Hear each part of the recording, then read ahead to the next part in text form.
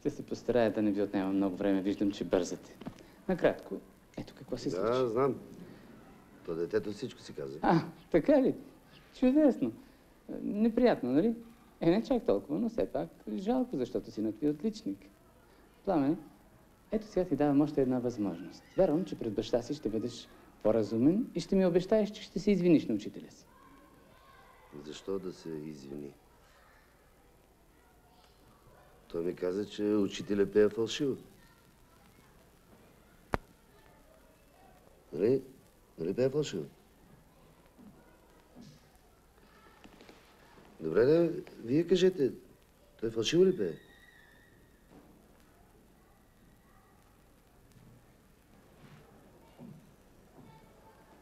Ако искате да го извикаме, да видим дали пее фалшиво.